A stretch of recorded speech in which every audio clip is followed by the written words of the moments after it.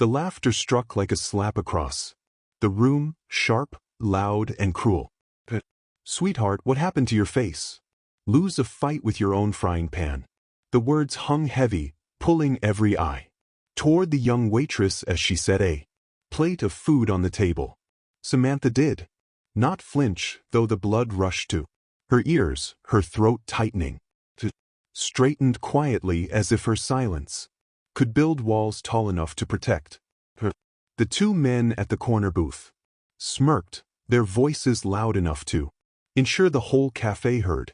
Maybe the bacon fought back this time, one added, snorting, as though he'd said something clever. Samantha turned away, her face a map of old rough scars that had long stopped healing. She didn't bother defending herself. She had learned long ago that words were wasted on people who only saw what was skin deep. That a man sitting alone near the window set down his coffee, his gaze following Samantha's quiet retreat behind the counter. His weathered hands, strong despite their age, trembled as he adjusted the worn cap on his head. The emblem stitched into the fabric had faded, but the memory it held remained sharp as the day it was earned.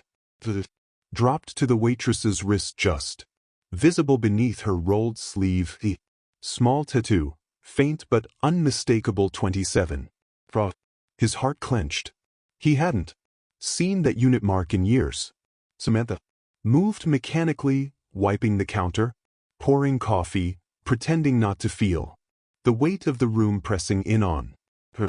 But her mind wandered to a desert sky where the scent of burning oil mixed with sweat and sand, where adrenaline drowned out fear, where she had once been Doc Sam, the combat medic who ran toward the explosions. 5 years ago, she had promised Captain Daniel Reeves she would get them all home.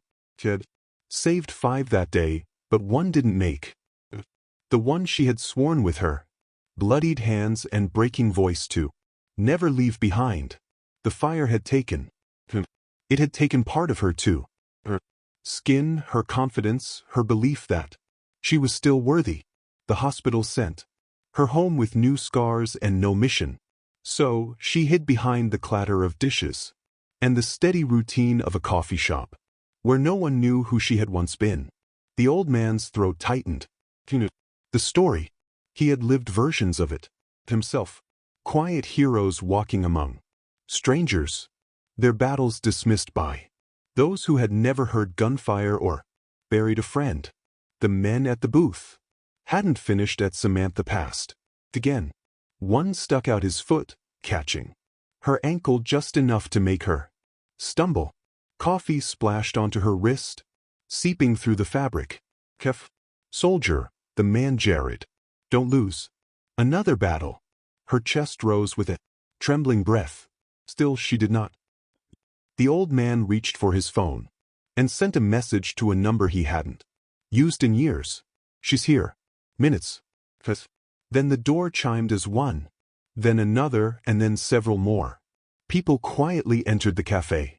Some more uniforms, others civilian clothes, but they carried themselves with the unmistakable bearing of those who had served. The laughter at the corner booth faltered as the room filled with silent witnesses, men and women scarred like her. Strangers who were not strangers at all. One of them, a woman with silver hair and a steady limp, approached Samantha and placed a folded American flag on the counter. Captain, we wanted you to have this. Said, carried us all home. Samantha's breath caught. Her silence cracked. Failed him. She whispered, the weight of years pressing against her chest. The old man rose, his voice firm but kind. Heroes don't have to be perfect.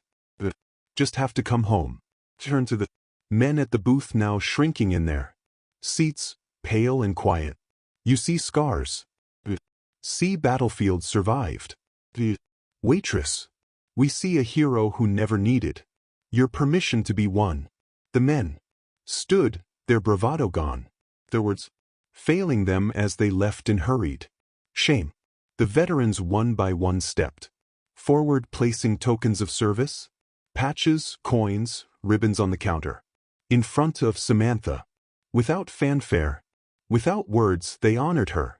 For the first time in years, she allowed herself to stand tall, her sleeves no longer hiding the tattoo.